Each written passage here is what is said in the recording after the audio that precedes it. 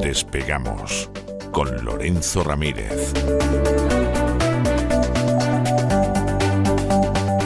Corremos raudos y veloces hacia nuestro avión, atravesamos el umbral, nos tiramos en plancha sobre los asientos, nos abrochamos los cinturones, despegamos y nos vamos elevando por los aires hasta alcanzar nuestra altura y nuestra velocidad de crucero. A mi lado, don Lorenzo Ramírez, con ese rostro que se le pone más bonito que un San Luis, porque ya se acerca el fin de semana. Muy buenas noches, don Lorenzo. ¿De qué va a ir el gran reseteo de este fin de semana? ¿Qué tal? Muy buenas noches, don César. Este fin de semana es uno de esos fines de semana en los que uno hace el programa un poco cruzando los dedos para que no pase nada mientras que estamos grabando el mismo programa, porque la verdad es que vamos pues tan pegados. Sí, vamos tan pegados a la actualidad. Nuestros amigos ya saben que la semana pasada iniciamos pues una miniserie sobre la geopolítica de la droga, drogas y agenda globalista. Titulábamos este especial Fentanilo, militarización del Caribe y banca occidental. La semana pasada hablamos del fentanilo. Explicamos cómo se usa como herramienta política todo lo que tiene que ver con la crisis del fentanilo en relación con China. También mencionamos algo de los países del sur del Río Grande, pero sobre todo nos centramos en ese fentanilo y en el uso de la banca occidental como elemento indispensable y fundamental para lavar todo ese dinero procedente no solo de las actividades del narcotráfico, sino de todas las actividades criminales que se producen a lo largo y ancho del planeta. Y estaba preparando el programa de esta semana y justo pues parece que la Casa Blanca nos ha escuchado, y cuando parecía que realmente había un perfil un poquito más bajo, sobre todo después de que Rusia apoyara militarmente al régimen de Venezuela, pues hemos conocido a través de esa exclusiva que ha aparecido en prensa norteamericana y ya ha dado la vuelta al globo esos planes de acciones encubiertas de la CIA en territorio venezolano que podrían abrir el camino para una campaña militar más amplia. Antes las operaciones encubiertas las acabamos descubriendo después. Ahora nos avisan antes, ¿no? Que esto también no deja de ser entretenido y divertido, como si no hubiera operaciones encubiertas de la CIA en Venezuela, don César. Es que no estarían haciendo su trabajo, ¿no? Sí. No estarían haciendo su trabajo, claro, evidentemente que tiene que haber operaciones encubiertas. La diferencia es que ahora mismo están esos informes en la mesa de Donald Trump, en el despacho Oval, al mismo tiempo que se reabre un canal de negociación con Venezuela que se había detenido, que se había cerrado hace unas 3-4 semanas y en los cuales, o en el cual se ha llegado a plantear incluso la posibilidad de que Maduro abandonara el poder voluntariamente, eso sí, dentro de 1 o 2 años. Esto es como el despido de Bárcenas, la indemnización, ¿no? En diferido. Dice, yo me voy, pero ya si eso ya, no. Si hay que ir, se va. O sea, si me tengo que ir, me voy. Pero si no es tontería. Claro, déjame un par de añitos, claro, que tengo ahí unos negocietes, tengo unos lingotes de oro que tengo que mover y luego resulta que me están buscando todavía los rusos y los chinos porque hace mucho tiempo que les debo mucho dinero. Bueno, fuera bromas, haremos una introducción explicando y recordando algunos conceptos de la semana pasada y enfocándolos sobre todo a ese Caribe, explicando que no se trata solo de extraer recursos, todo se está focalizando sobre todo en la prensa internacional en la obtención de los recursos de Venezuela, hidrocarburos, también recursos auríferos, es decir, el oro y otra serie de materias primas, pero la verdad es que esto forma parte de un proyecto mucho mayor, que no tiene por qué acabar en una intervención militar, esperemos que no acabe, pero sí en una herramienta o en un programa de dominación que tiene mucho que ver con la pérdida de la hegemonía de los promotores de la agenda globalista. Decimos muchas veces Estados Unidos, pero nos referimos sobre todo a esas élites de la esfera anglosajona que promueven esa agenda globalista. Analizaremos hasta qué punto puede ser real esa exclusiva del New York Times, la explicaremos en profundidad, sobre todo para las personas que a lo mejor pues, no tienen un conocimiento en detalle de todo lo que contaba el rotativo norteamericano. Hablaremos también de las ofertas anteriores para acceder los recursos venezolanos a Estados Unidos, tanto por parte del propio Nicolás Maduro como de la eterna o la nueva aspirante, Corina Machado, la Nobel de la Paz, que sigue proclamando los cuatro vientos a quien haga caso, ¿no? Que ya necesita que haya un golpe de Estado en el país para poder entrar, gobernar y luego ceder los recursos a las entidades corporativas norteamericanas. Vamos a ver mañana un vídeo de María Corina en el American Business Forum que yo creo que va a dejar a muchos sorprendidos, a todos aquellos que siguen sin querer ver determinadas realidades.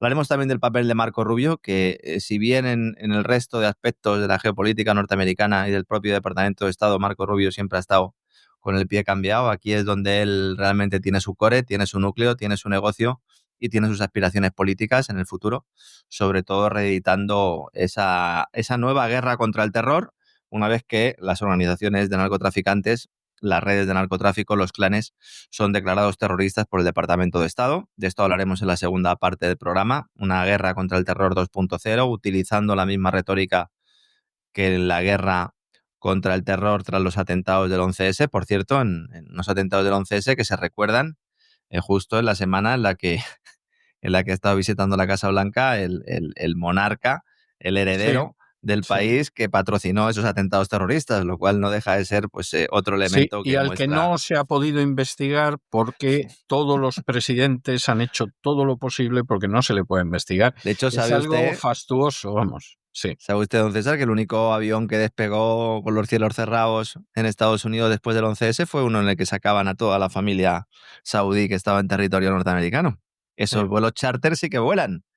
Sí que vuelan y vuelan alto. También veremos a Peter Hegseth, el secretario del Pentágono, secretario de la guerra, como le gusta ahora llamarse, el jefe del Pentágono, este antiguo presentador de Fox News, equiparando a los narcotraficantes con ISIS y Al-Qaeda, lo cual pues no deja de tener también un puntito de veracidad. También entraremos un poco ahí, con la ironía que nos caracteriza, pero también con la realidad, porque es evidente que el uso que se está dando torticero de todo este relato cae por su propio peso.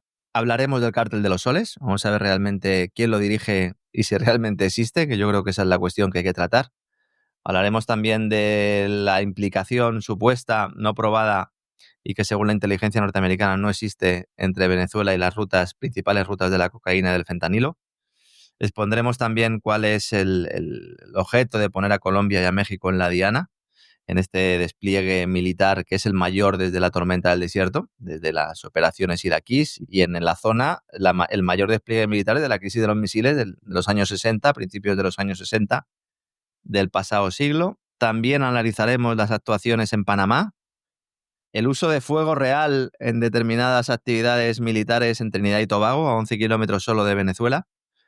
Y después, ya en la tercera parte del programa, expondremos las claves geopolíticas de todo esto, cuál es el desafío que se le presenta a ese grupo de países que se autodenominan, sobre todo en el marco de los BRICS, los países del sur global, esos países que tradicionalmente siempre han sido importantes, que han sido gobernados en su mayor parte por personas corruptas, que interesaba que fueran corruptas, tanto a Oriente como a Occidente, y que en los últimos tiempos pues han decidido, algunas de ellas, desmarcarse de algunas líneas prioritarias de la agenda globalista y lo pueden pagar muy caro.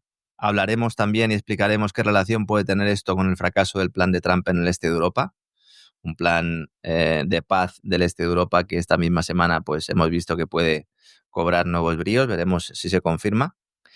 Haremos una comparación de esta política exterior de Donald Trump con la doctrina Monroe, esa doctrina que decía o que pedía a los países europeos que se mantuvieran sus garras fuera de Hispanoamérica.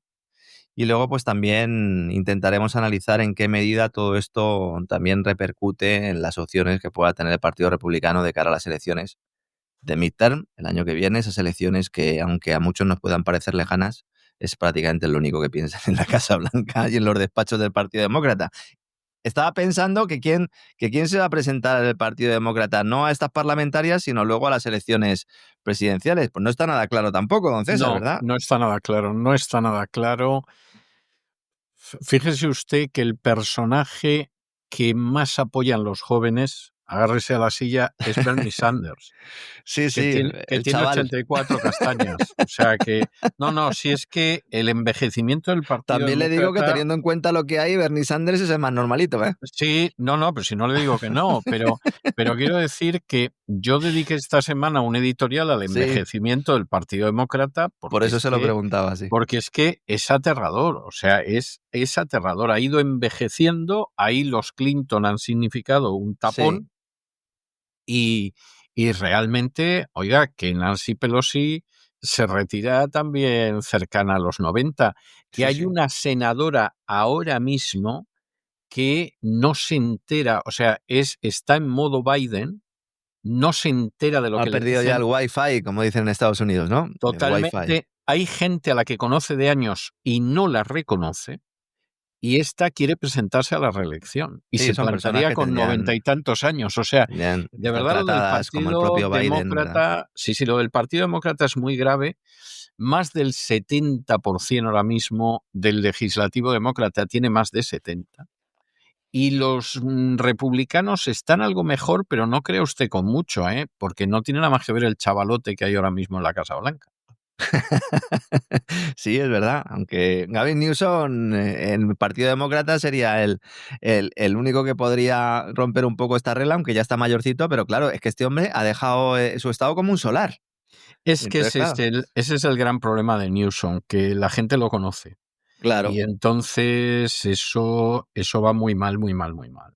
Caminar por determinadas calles de la costa oeste es estar en una película de terror. Sí. Con todo el elemento añadido de la gestión de incendios, etcétera, etcétera, pero para que vean también nuestros amigos cómo, a pesar de que normalmente pues intentamos siempre enfocar las cuestiones desde un punto de vista integral, analizando la geopolítica, pensando en las relaciones exteriores de los países, evidentemente siempre tienen un componente interno, todas las decisiones que se toman, y veremos hasta dónde llega este pulso. Recordemos que a partir del 24 de noviembre, el Cártel de los Soles, donde sitúa Estados Unidos a Maduro al frente de este cártel, será una organización terrorista, junto con otros 2 cárteles mexicanos, y en contra de lo que se está diciendo en muchos medios de comunicación, mañana lo analizaremos. Esto no da poderes a la Casa Blanca para declarar ningún tipo de guerra. Esto no lo prevé la Constitución estadounidense, está mal contado, está mal explicado, y mañana explicaremos realmente pues hasta dónde llegan las facultades del gobierno para, sin pasar por las cámaras, poder iniciar algún tipo de intervención, que recordemos en principio siempre es contra determinadas organizaciones, no contra países, aunque a los países se les pueda sancionar o a los gobiernos se les pueda sancionar por ello. Muchas cosas para mañana. No esperaba que fuera un programa con tanto contenido, pero al final se ha juntado el hambre con las ganas de comer, se ha juntado la actualidad con el análisis que estábamos haciendo geopolítico un poco más amplio. Y bueno, pues mejor, ¿no? Dirán nuestros amigos. Así tenemos las dos cosas. Tenemos 2 por 1 mañana, don César. Sí, bueno, 2 y 3 en 1, como aquello famoso que había en su día, ¿no? El lubricante, el famoso lubricante. El lubricante 3 en 1, sí, pues yo no descartaría que por ahí sigamos. A más de un vecino mío le regalaría yo 3 en 1, porque cada vez que abren la puerta del armario, vamos, es como si estuviera dentro de mi casa. Que tampoco es tan difícil, señores, ¿eh? Se echa un poquito en la bisagra y ya está. Lo agradecerán ustedes y sus vecinos, sobre todo. Bueno, pues ya lo sabemos, en fin, y está bien, o sea que está bien. Seguro que vamos a tener un programón este fin de semana, como es habitual siempre en el Gran Reseteo, y desde luego más actual imposible. O sea, la verdad es que el Gran Reseteo diría que va pisando la actualidad, ¿no? Muchas veces se adelanta la actualidad, que aparece mejor o peor en los medios, salvo aquellos programas que ha dirigido usted y que tenían un propósito de hacer una evaluación histórica de fenómenos muy importantes. Que son los que más nos gustan al final, porque al final usted también ahí disfruta más, yo también, y no tenemos que ir tan pegados a la actualidad. Esto hay mucha gente que a lo mejor no lo sabe, pero el trabajo del periodista, además como lo concebimos nosotros, que es estar todo el rato al pie de la actualidad, analizando y explicando, llega un momento en el que muchas veces los árboles no te dejan ver el bosque y tienes que dar un pasito hacia atrás y analizarlo toda la situación con un poco más de frialdad. Y esto le suele pasar sobre todo a mucha gente que desempeña nuestro mismo trabajo, pero que a lo mejor no tienen ese oficio y yerran a la hora de ir tan pegados a la actualidad. En otros casos, pues es evidente que no hay más remedio y también es que la gente necesita saber lo que está ocurriendo en tiempo real, así que para eso estamos nosotros. Es así, es así. Pues un abrazo muy fuerte y nos encontramos este fin de semana en cesarvidal.tv. Igualmente, don César, hasta mañana.